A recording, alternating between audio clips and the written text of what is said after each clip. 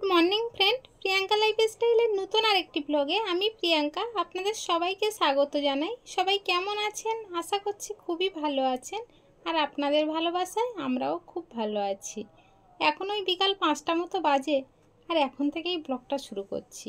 তবে পুরো ব্লগটা প্লিজ স্কিপ না করে দেখবেন, আশা করছি খুবই ভালো লাগবে। আর এখন আমরা চলে এসেছি ওষুধের দোকানে। তৃষ্ণার বাবার যে কয়েকটা ওষুধ লিখেছিল সেগুলো তো কেনা হয়নি, তাই ভাবলাম আজকের তো ব্যাঙ্গালোরে আমাদের শেষ দিন, আগামীকাল সকালে তো বের হয়ে যেতে হবে হোটেল থেকে, সেই জন্যই ওষুধগুলোও কিনে নিচ্ছি। কলকাতায় আমরা পাবো, তবুও যতবার আসি 1 মাসের ওষুধ এখান থেকে নিয়ে যাই। এই ওষুধ এই প্রেসক্রিপশান দেখিয়ে তারপরে কলকাতা থেকে নেওয়া হয়। কলকাতায় ওই ওষুধ পাওয়া যায়, কিন্তু অন্য কোম্পানির পাওয়া যায়, কিছু কিছু সময় আবার এই কোম্পানির ওষুধও পাওয়া যায়। ওষুধের দোকান থেকে বের হয়ে সোজা হাঁটতে হাঁটতে চলে এসেছি ফুচকার দোকানে। অনেক দিন হলো ব্যাঙ্গালোরে এসেছি, কিন্তু একদিনও ফুচকা খাওয়া হয়নি, তাই তৃষ্ণা, আমি আর ওর বাবা 3জনে মিলেই চলে এসেছি। ওর বাবা তো ফুচকা খাবে না, খাবো আমরা দুজনে। এখানে আবার ফুচকার আলু মাখাতে দেখছি পেঁয়াজ কুচি দেয়। কলকাতার তুলনায় এখানে ফুচকা কিন্তু খুব ছোট ছোট হয়, আর 4টে 10 টাকায় দেয়। তবে এখানে আবার প্যাকেট সিস্টেমের ফুচকা পাওয়া যায়, আপনি যে বাড়িতে নিয়ে গিয়ে খাবেন প্যাকেট ধরেও নিয়ে যেতে পারবেন। এই রাস্তার এক সাইডে দেখছি আবার ধনেপাতার গাড়ি, এই দিকটা তো দেখেছি টমেটো ধনেপাতা সব 407-এর মতো ছোট ছোট গাড়ি করে নিয়ে আসে। আর এখানে তো বেশিরভাগ বাঙালি মানুষ ডাক্তার দেখাতে আসে, তারাই কিন্তু অনেকটা করে কিনে নিয়ে যায়। অত করে ধনেপাতা আবার কি করে সেটাই বলতে পারবো না। চুড়ি কানের টিপের পাতা সব কিছু কিন্তু এরা গাড়িতে করেই বিক্রি করে। আবার এখানে সন্ধ্যা হয়ে গেলেও আখের রস পাওয়া যায়।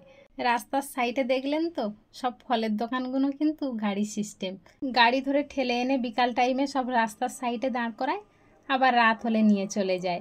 তবে এই সন্ধ্যার টাইমটা এই জায়গাটা জমজমাট একটা বাজার বসে। সারাদিন খুব একটা ভিড়ভাট্টা হয় না, সন্ধ্যার পর থেকে রাত 10টা পর্যন্ত জমজমাট বাজার চলে। আর এখানে প্রায় দোকানে আপনি সোয়েটার দেখতে পাবেন এই সময়টা। আসলে এই সময়টা আমাদের ওইদিকে গরম, আর এই দিকটা হালকা ঠান্ডা, তাই প্রায় দোকানে সোয়েটার টাঙানো দেখা যায়। আমাদের কলকাতায় যেমন সেলের সময় এলে রাস্তার 2 সাইডে বাজার বসে, এখানে সেই রকম পরিস্থিতি।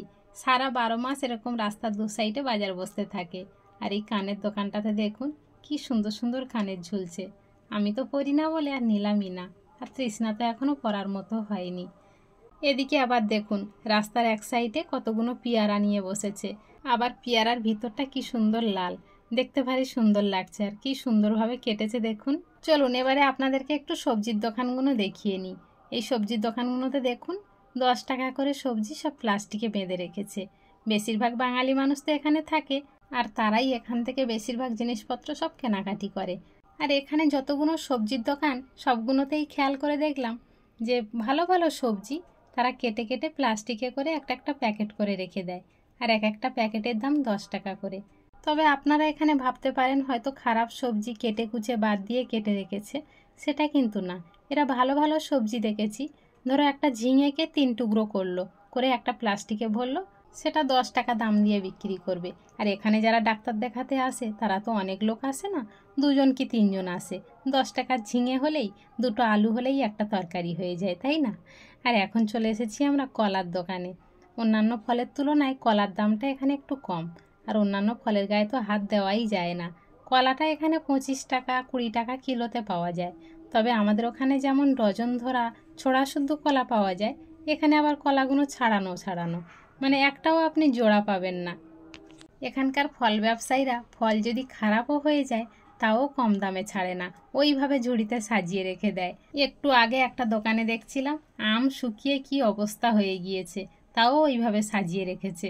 এখান থেকে 1 কিলো কলা নেওয়া হয়ে গিয়েছে, চলুন এবারে অন্যদিকে যাই। আমি কয়েকদিন আগে একটা ব্লগে বলেছিলাম না প্রত্যেকটা ফলের দোকানে পেঁপে দেখা যায়।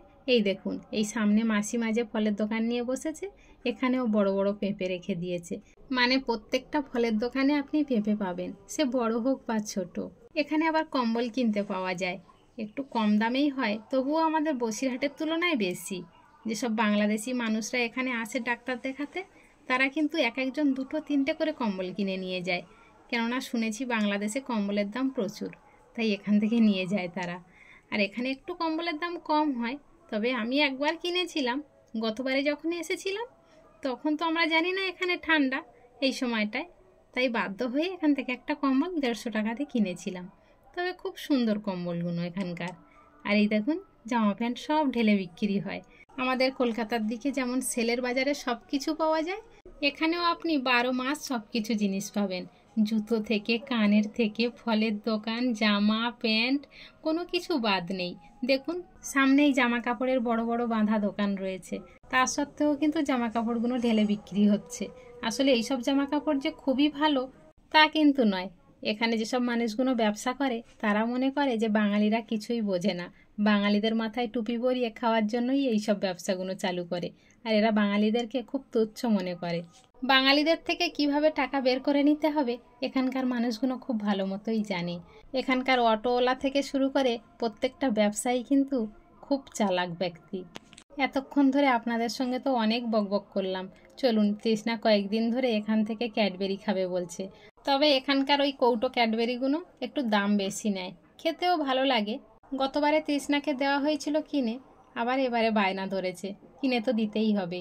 এর মধ্যে 5টা গোল গোল ক্যাডবেরি থাকে, দাম নেয় 250 টাকা। এখন তৃষ্ণা ক্যাডবেরিটা হাতে পেয়ে খুব খুশি। দেখুন, ওর মুখে সেই আনন্দের ছাপটা ফুটে উঠেছে। মানে আজ 2-3 দিন হলো ও বারে বারে বলছিল, আর রাস্তা থেকে যাওয়ার সময় শুধু দোকানটার দিকে তাকাচ্ছিল। আসলে এই দোকানটাতে প্রচুর পরিমাণে ভিড় থাকে। আজকের যখন একটু ফাঁকা দেখলাম তাই কিনে দিলাম। আর আগামীকাল যখন আমরা এখান থেকে চলে যাব তাহলে তো আর সময় পাবো না হাতে, তাই আজকের যতই ভিড় হোক না কেন ওখান থেকে দিতেই হবে, না হলে তো আবার কান্নাকান্নি শুরু করে দেবে। এখানে তো সব কিছু কেনাকাটি হলো, কিন্তু একটা সাই বাবার ফটো নেব, তাই দেখছি ঘুরে ঘুরে যে দোকানটা কোন দিকে রয়েছে। তৃষ্ণার বাবা তো দূরে এগিয়ে চলে যাচ্ছে, কিন্তু বলবো সে কথাটাও তো চিল্লিয়ে বলতে পারছি না, তাই একটু দাঁড়াতে বললাম।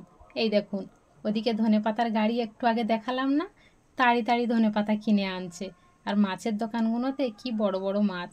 এখানে মাছের দোকানে তামিল মানুষকে দেখতে পাবেন না, সব বাঙালি মানুষ কিন্তু এই মাছের দোকানে গিয়ে ভিড় করে। আর মাছগুলো না বিভৎস খারাপ মাছ, আমরা তো এখানে এলে একদিনও মাছ কিনে খাই না। এই দেখুন, হাঁটতে হাঁটতে কিন্তু অবশেষে সেই সাই বাবার ফটোর দোকানে চলে এসেছি। তবে এখানে এই বুদ্ধের মূর্তিটা কি অপূর্ব লাগছে। এখানে যে কোনো জিনিস আপনি কিনতে যান না কেন 350-400 নিচে পাবেন না। এই যে ফটোটা তৃষ্ণার বাবা দেখছে, আমি এটা পছন্দ করেছিলাম। তবে এটা কত বলছে জানেন? বলছে 450 টাকা। দোকানের প্রতিটা মূর্তি দেখুন কি অপূর্ব সুন্দর লাগছে, দেখেই মনে হয় কিছু না কিছু কিনি। কিন্তু যা দাম, এখান থেকে কিনে নিয়ে যেতে গেলে যা টাকা পয়সা আমরা নিয়ে এসেছি সব তো শেষ হয়ে যাবে, বাড়ি যাওয়ার মতো আর হাত খরচা থাকবে না। তবে ওই দোকানটা থেকে আবার এই পাশে মাসিমার দোকানে চলে এলাম। তবে এই দোকানেও সুন্দর সুন্দর ফটো রয়েছে। কি সুন্দর সাই বাবা দেখুন, দুটো হাত উঁচু করে সবাইকে কত আশ্বস্ত জানাচ্ছে। যতই আপনার শরীর খারাপ থাকুক না কেন, এই সব ফটোগুলো দেখলে, বাবার এই সব ছবিগুলো দেখলে অনেকটাই রোগ কমে যায় কিন্তু। আর এই সব পিকচারগুলো দেখলে না সত্যি মন জুড়িয়ে যায়। এই পিকচারটা পছন্দ হয়েছে, ওইটাই নেওয়া হবে। আর এখানে আংটি, চুড়ি, হাতের ব্রেসলেট সব রকমের জিনিস রয়েছে। আর জিনিসগুলো সত্যি খুব অপূর্ব লাগছিল, কিন্তু টাকার জন্য আর নিতে পারলাম না। তাহলে চলুন, আজকের ব্লগটা এখানেই শেষ করছি। দেখা হচ্ছে খুব শীঘ্রই নতুন আরেকটি ব্লগের সাথে। ততক্ষণ পর্যন্ত সবাই ভালো থাকবেন, সুস্থ থাকবেন, সাবধানে থাকবেন। আর ব্লগটা কেমন হলো অবশ্যই কমেন্টে জানাবেন।